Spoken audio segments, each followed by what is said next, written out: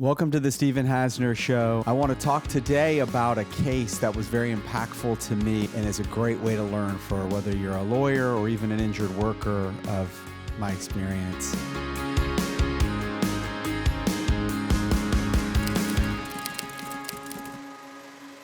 We received a call of a very serious injury case where unfortunately my client, and this was a workers' comp case, was injured on the job and unfortunately lost his arm in the accident. He actually worked for the employer for over 20 years, and you would think this employer would be grateful for the time that he served them, but unfortunately the case became very contentious very quickly. We were able to get him to the best doctor in Atlanta. We were able to get him checks that he was due under the workers' comp system, but what happened was the treating doctor referred him to a prosthetic specialist, and that specialist recommended a very expensive myoelectric arm. So I know I don't want to go into the details of what a myoelectric arm is, but just think a Terminator. And that's what this arm looks like. Just unbelievably amazing. The technology at the time where all the fingers could move, the thumb can move, and it just was state of the art. And of course, it's very expensive. So insurance companies, like they typically do, they want to not spend money and cut costs and make money on premiums. They denied the myoelectric arm that was being recommended by both the prosthetic specialist and the treating physician.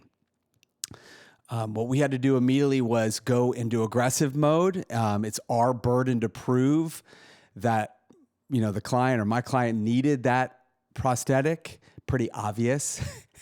So the prosthetic expert and the treating physician in the case were recommending a very expensive prosthetic, and just an amazing device and state of the art. But like insurance companies do, they want to save money and make money on premiums.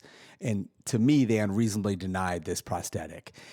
So initially what happened was they authorized just a basic arm, not anything that's powered in any way or anything specific. It had literally a simple hook at the end. Definitely a helpful device, definitely a sturdy device, but the myoelectric was a game changer for my client. And I remember when he was trying it on one time and I was watching with the prosthetic expert that he was actually able to pick up an apple, which was unbelievable with the technology by the stem itself. So we went in aggressive mode, fighting on behalf of the client. In workers' comp, what's very important is the authorized treating physician is in a power position on what they recommend, what they believe is medically necessary. And in the statute, it says to effect a cure, provide relief. So you want to get to the doctor as quickly as possible on any case. So I immediately scheduled a conference call with the doctor, met with the doctor, told him the situation, what was being denied. He couldn't believe that the myoelectric was being denied. So, and again, at the start of this case, they denied it completely. They weren't going to offer any myoelectric or any specialty arm. So met with the doctor, got a questionnaire, submitted that to the other side. Of course, they get their own doctor involved. What's called in the workers' comp system is an independent medical exam. They get their own prosthetic expert to say he doesn't need this particular device. So we fought and litigated. We filed what's called a hearing request so we could do discovery, which is written questions back and forth. That allowed us to take a ton of depositions in the case. I remember taking the employer's deposition, which is a young guy who owned the company. He was not a nice guy, but I was very happy to cross-examine him on questions as to why would you deny an employee who's been with you over 20 years, who lost his arm on the job. He didn't have much to say about that. We took depots of everyone involved. Then there was medical depositions. So, in a case like this, you really have to be aggressive and really fight for your client and do whatever it takes to help them succeed in the case. So litigation is very slow in workers' comp. We get a hearing pretty quickly, but those hearings get continued regularly. It can be frustrating for clients because they assume a trial is going to go forward, but it just doesn't happen in workers' comp and in any litigation fast. So we kept pushing and pushing and pushing, and about 10 months to a year, They finally agreed that the client would need a specialty arm. However, they wouldn't agree with the arm that was being recommended. They came up with this plan that they were going to recommend an older style myoelectric kind of arm. And when I say, when I say arm, it's also the hand. This was a lame device. I mean, I argued and equated that my client, if there's a Mercedes Benz that's going to help him be, as close to what it was before he was injured, which is with an arm and a functioning hand, that's what he's due. They were arguing, and I may be aging myself, but for a Pinto, not even a Honda Accord. They wanted to give him the Pinto. So I thought that was even more unreasonable. One was to say none, and then to come in now, you're going to give him an older device that was 5-7 years, old and technology wise. And this thing was a joke. Now it had some functionality. It wasn't anything, but it was so minimal. I mean, literally like, wah, wah, wah, compared to multiple moving fingers and your thumb. And if, being aware of these kind of injuries, your thumb is very important in functioning of your hand. So losing a digit is one thing, losing a thumb is another. Obviously, this gentleman lost an arm, but having the function of that thumb and the ability that this updated myoelectric could provide was life-changing for him. So the fight continued, and it was more depositions, more meetings with the doctors, more meetings with the prosthetic specialist, taking the deposition of their expert, taking the deposition of their IME doctor. And it was contentious, but honestly, it was a fun case because I was so confident in that we were going to win this case. My client was unbelievable. I mean, perfect client, just the nicest guy in the world, loved his family, just a great guy. I knew he was going to do awesome on the witness stand. And he did great in his deposition. And I thought after they take his deposition and we did further depos of doctors that were supporting our position, that they were going to at some point just say, you know what, we're going to lose this case and, we should provide this myoelectric arm. But no, just continued to fight and defend and save and delay. And it took us over a year to finally get to trial in the case. And the trial was special because I brought in the prosthetic expert. And a lot of time in workers' comp cases, we don't bring the doctors to the trials.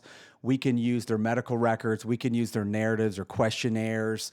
There's certain requirements. Things have to be dated and signed to get into evidence. But in this case, I wanted the prosthetic expert on the stand. I wanted him to show the judge exactly what we were fighting for and the functionality of that myoelectric versus what they were recommending in comparison. And it was awesome. My expert was literally handling the device that they were recommending that the judge should provide my client. And it was just slow, and he even dropped it, like it was heavy, and it was just perfect. And I could see the judge going, why are we in this courtroom right now? Why are you denying this case? He didn't say it, but I could see it in his face. So we persevered through. We had that trial. My client did awesome as I expected. We had fact witnesses. We had his wife testify, other families testify to support him. Obviously, explaining how this can make a difference in his life, what kind of person he is, those kind of things. So gratefully, we won the case. That was an incredible win. My client was thrilled. The family was thrilled. And we were also able to prove that the defense, the employer and insurance company, were unreasonably denying the case. So there's a mechanism in Georgia workers' comp. If you can prove the other side being unreasonable in how they defend the case, you can recover assessed attorney's fees. And they got nailed with a ton of assessed fees. They paid all the costs of litigation, all those depositions. When you take a deposition, you have a court reporter. You have to pay for their court reporter. You have to pay for the transcript. Doctors charge you to meet with them, to depose them. All those expenses got paid. So thankfully, my client didn't have to absorb those costs in the case. So I thought, awesome, we win this case. This is going to change my client's life. I mean, obviously, he's changed forever from losing his arm, but in the standpoint of getting more functionality back. And what do they do? What do they do within 20 days after the order is received? They appeal the decision. I could not believe, after all we went through and all we had to do, and how clear it was that this was medically necessary. This was recommended by the lead treating physician and prosthetic expert, that they were just going to give it to my client and move on and say, you know what, we fought it, but we lost it, and just move on. But of course not. Insurance companies are super stubborn. And in this case, I remember the employer had some retention. So sometimes large employers will have some skin in the game when it comes to insurance. And they had about $1 million of responsibility. And this may be where a lot of the fight was coming from, in addition to the insurance company. So once that $1 million gets paid for anything on the case, medical or indemnity, which is weekly checks, then the insurance company kicks in. But either way, they appeal the case. So we have to go in front of the appellate division, which is 3 judges within the State Board of Workers' Comp. In Georgia, there's a State Board of Workers' Comp that has trial judges, and then there's 3 appellate judges. So we go in front of the appellate judge. You have to file another brief. It's typically 5-10 minutes of time that we're communicating each side about the case. It was a little longer in this case. The judges were asking questions, and then you have to wait another 60 days. So, I mean, again, this is my client waiting and waiting, and this is just the reality. If anyone is an injured worker that's watching this, the reality of how long it takes not only to get to a trial, get the award from the trial, but then deal with appeals. It's a long process. So we get the decision. We went on appeal. They affirmed the decision of the trial judge. And I thought, okay, we're at the appellate division level. They lost again. They're just going to pay for it. Nope. Didn't pay for it. They wanted to appeal further. So there's a process where you can continue on through appeals, and they appealed and they appealed. They waited as long as they could, and they kept losing and kept losing. We kept fighting, and finally they had no choice, because the case wasn't accepted by one of the upper level courts, that it was over. They had to provide my electric arm to my client. They had to pay for all the expenses, had to pay all attorney's fees, as I indicated before.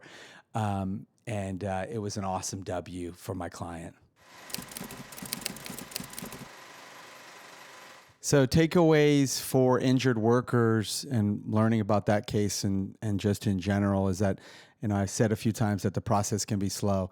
Now, in this case, my client was receiving checks while we're litigating and getting some medical care. So it made it a little easier that the process took so long for the particular myoelectric arm that was being recommended.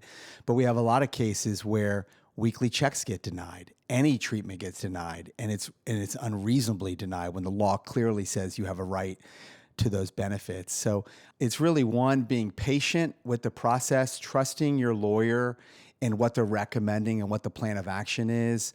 Of course, ask questions. It's very important at Hasner Law for our clients to be informed as to what the plan is. When new information comes in, that plan may change, and you need to be aware of what's involved.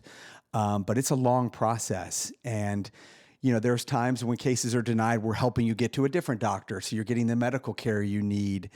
It's obviously difficult when you're being denied checks because there may not be any source for that, and that can be a really challenge for any family to, have one day have income coming in, paying for bills, paying for necessities, to the next day not being able to do that, and the stressors that are created from that. So it's really being patient in the process, but then taking the time to learn the process, because the more you understand what we're doing and why we're doing it, it gives you, even though it's still difficult, it's not easy because it's still a struggle, but it gives you a little more peace knowing that we're fighting for you. We've got your back. We're doing everything we can aggressively to help you through the process. But it's also be wise, because in cases that require litigation, you got to be careful what you're doing on social media. You have to be careful with what activities you're doing. And obviously, I'm giving an example of a very serious injury. All injuries are important. People have different recoveries, but we see all types of injuries. We see finger injuries to back injuries to ankle to head. I mean, every body part I've seen, from a simple tip of a finger to someone dying in an accident. But it's important to understand your case, where we're going with your case, and trust the process. Workers' comp cases can take time. I mean, it's just different based on the injury involved and the severity of the injury, whether it's litigated or not litigated. We have some cases where someone calls and we're help them get checks pretty quickly. They're getting checks in treatment. We get them to a doctor. You pick a doctor off a panel if there is one. If there is no panel physicians, we can pick our own doctor and then help them follow through with their treatment, make sure they're receiving what they're receiving. And sometimes people get better quickly. So it can be 3 months, it could be 6 months, it could be a year, just based on what treatment you need, whether it's surgical or not. But litigation takes a long time. It's months. Now, we have cases sometimes where we do litigate. We are aggressive. Our job is to prove. It's our burden. It's the injured worker's burden to prove that there was an injury arising out of in the course of the act, in the course and scope of employment. So we prove those things in the process. Sometimes cases get picked up because, unlike the myoelectric arm, which was going to be, hundreds of thousands of dollars of expense over time. Because remember, once we win that myoelectric arm, any subsequent changes to that arm, any new arms, everything has a life expectancy, right? That arm's not going to last forever. They're going to have to replace it. Then we have new updated technology. So that's why they were being so difficult on that case. They knew it was going to be a huge, huge expense for them. But on other cases, they may say, this case is ready for trial. Hasner has gotten them ready. They're going to win this case. They've got the medical provider, everyone involved. And sometimes they pick up the case. Sometimes they don't require you to go to trial. We look at every case we take that's being denied, that we're preparing the cases if we're going to trial. We want to do everything we can to win that case. And a lot of times they cave. They want to resolve issues. They want to, resolve. Sometimes cases get resolved when clients become medically stable in litigation. So I would say non-litigated case, 6 to 9 months, can be up to a year based on the injury involved. Of course, if it's a significant injury, it can be longer. But litigation, like my example, can be a year and a half, 2 years. So it varies. It really does. So takeaway for a new lawyer or a lawyer who is learning workers' compensation, and it really applies to an injury law in general, but first thing that's very important in any case is to build a relationship with your client. Think about the fear that they have, the concern, the worry, the stress. Everything's going fine one day and the next day life has been turned completely upside down. A lot of times this is the number 1, 2, or 3 worst thing that's ever happened to them in their lives. So number 1, think about the significance of building a good relationship with your client. When there's trust involved, it gives peace to the client. You should care about their experience. And I talked earlier about being informed. So build a relationship, make sure they're informed in the process. They know what the plan is on the case, and as changes come, make sure they're aware of the plan. The other thing when it comes to more technical, when it comes to representing, handling the litigated case, understand getting to the doctor first is very important. Don't wait. Don't let the defense attorney do all the work on the case before you and get opinions that will hurt your case. Work quickly and fast as you can to meet with doctors. Don't be afraid to do conference calls, send questionnaires.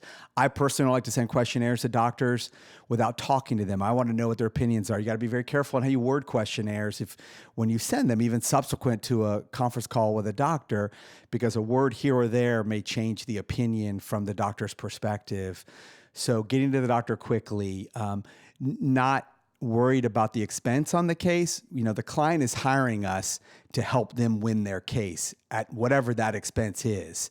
So, whether you need a credit line or you have to have the resources, you can't say no to something that's going to be the difference of winning the case, because the client is trusting you. They're signing your contract, and really putting the case in your hands to lead and care for them. And really any expense should not be an issue in helping someone. Make sure you get the records. Make sure you're reviewing your file consistently. pre-depo, pre-discovery. If you have information, fight over discovery issues. Unfortunately, in comp these days, defense lawyers are objecting to a lot of things in discovery that I, think they should be giving up.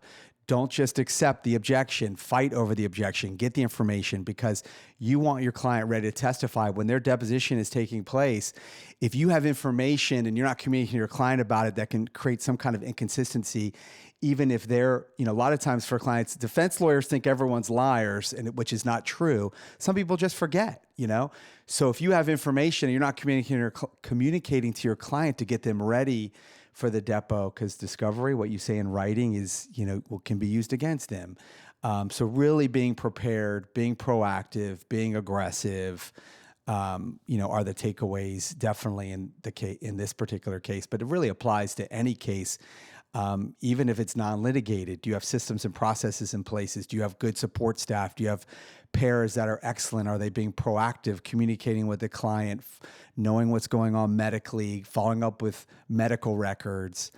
All these things are important, because the more you know about the case, the more you can properly handle the case and represent the client well, which is your responsibility. It's your duty. Again, they're trusting you. Well, thanks for joining the Stephen Hasner Show. I'm grateful to explain to you with more specifics of a case that had an impact on me and then the takeaways from that case. We hope you subscribe or like or whatever they call it, and you continue to watch. Thanks for joining. See you next time.